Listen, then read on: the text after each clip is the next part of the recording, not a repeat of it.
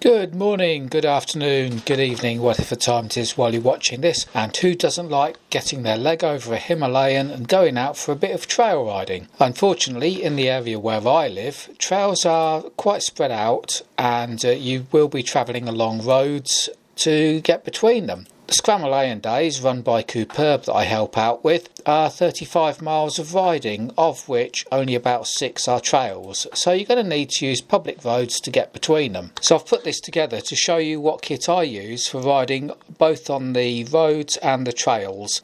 Trail riding and road riding are a little bit different. You still need protection for both, but you do need slightly different levels of flexibility and protection for both of them. We're going to start from the underwear to the outerwear and with pants. These are a set of Fox motocross enduro style pants or shorts. I'd normally wear something under these as well, and as you can see there's a large padded section around the crotch and the backside, and this is a lot better than cycling shorts because they're designed for motorbikes, not push bikes. I bought a pair of cycling shorts for a 1,000-mile ride I did just to make it a bit more comfortable. I tried it out on a shorter ride and everything's in the wrong place when it comes to the padding, and it puts extra pressure on the bits that you would hope be padded.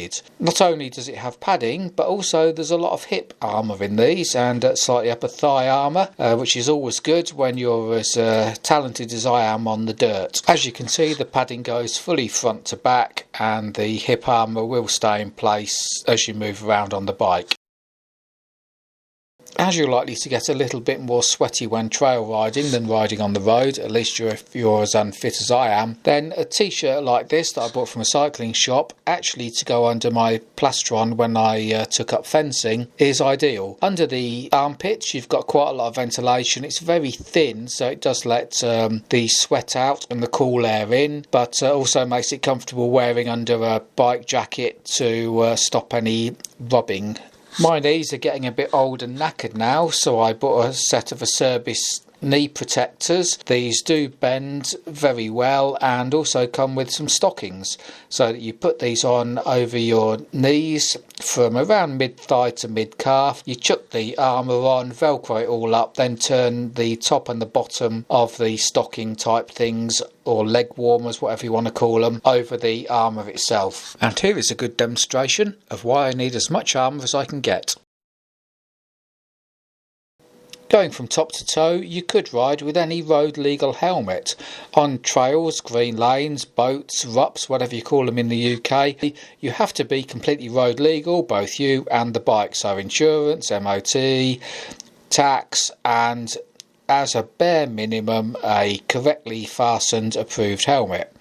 So you could go with your full face Arai that you use all the time on the road, on the track, but it's going to be a little bit too hot and it's going to restrict your downward vision slightly.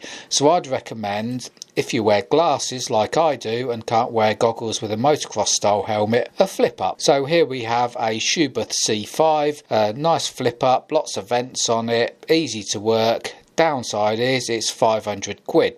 So do you really want to be risking dropping 500 quid's worth of helmet on the floor and having to replace it because you've had a 5 mile an hour dink falling off a bike while trail riding?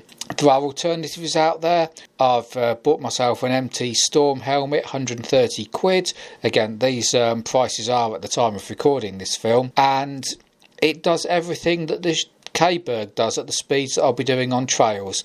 It's easy to open and close if I'm going from trail to road. It's got enough vents on it, it's got a drop down sun visor, and it's the one that I choose to use, mainly because if I come off and smack my head hard enough to damage the helmet, I'm going to need to replace it, and I'd rather replace something 130 quid than 500 quid. When it comes to jackets, I use an old, fairly knackered these days, Wolf Titanium. I bought this in around about 2013 because I did a minor low speed dink and wrecked a Hein Gerrick jacket, which turns out to have had one row of stitching and external elbow armour.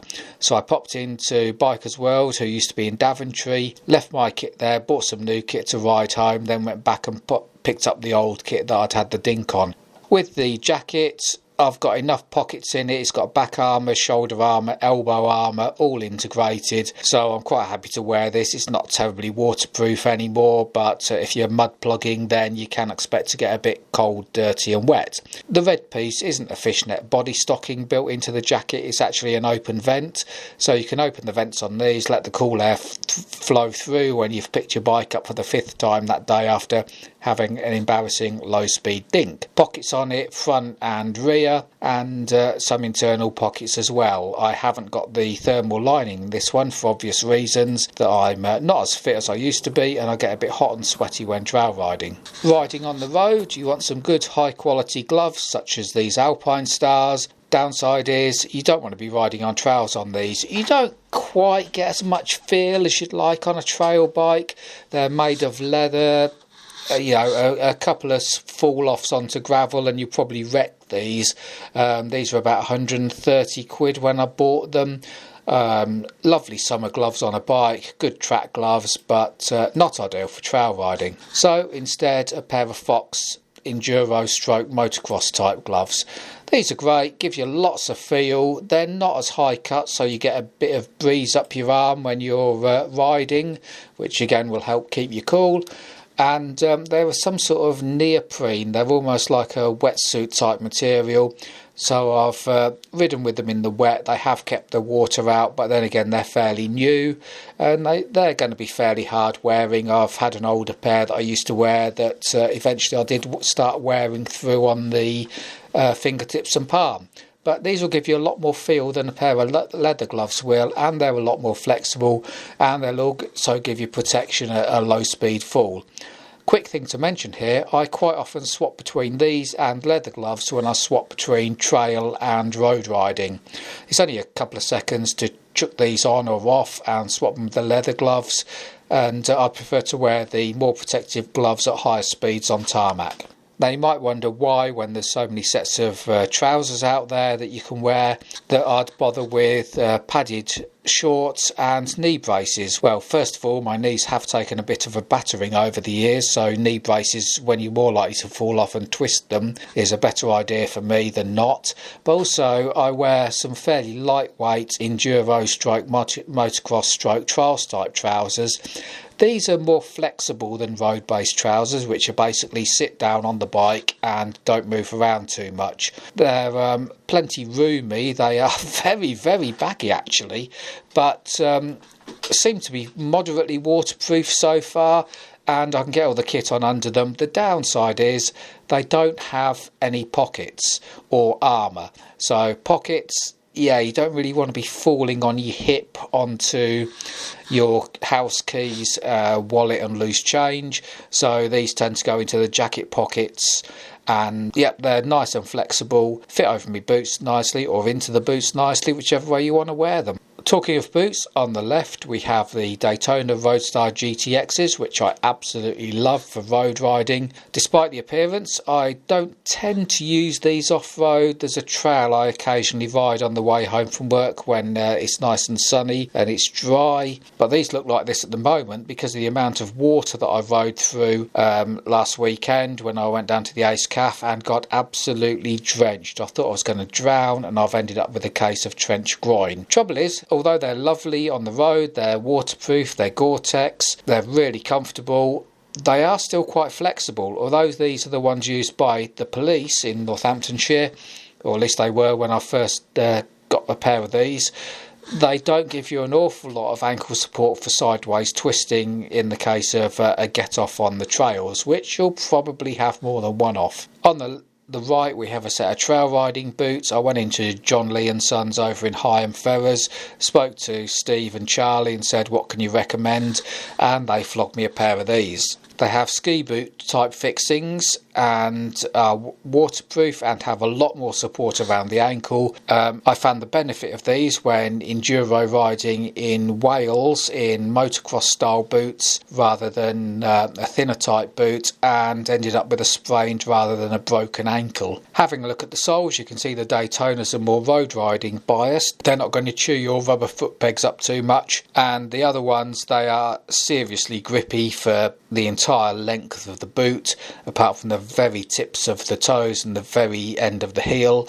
But these aren't going to be going on your foot pegs. These lateral grooves are going to give you a lot of grip on your metal foot pegs if that's the way you go, and also if you're having to push your bike out of muddy ruts, are less likely to slip. Well, there you go. Those are my recommendations for some trail riding kit. Some of it's tailored to me because of my various attempts at knackering my knees and ankles, so I do use a bit more protection for those.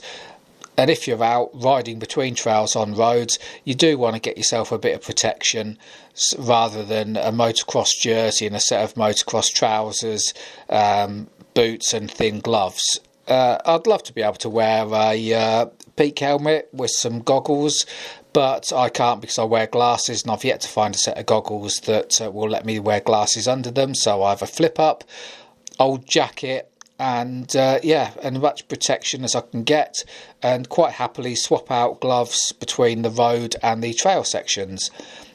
Hope that's given you some ideas of kit to get if you're looking at taking up some trail riding a little bit more seriously than the occasional poodle across the fields that I go, which is about 3/4 of a mile. Nice firm footing and only the occasional up and downy bit of it. The worst thing is actually having to open the gate at the end of the trail closest to my house. But there you go. Anyway, happy riding, happy trail riding if that's your thing. If you're in the Northamptonshire type area, have a look at the Scramalayan dates that Cooper will be running. You'll probably get to meet me, which probably not going to be the best bit of the day, but we do have some lovely trails and it's a nice little introduction to trail riding. All free, all guided, no instruction, it's just follow us, watch what we do and have a nice day of it.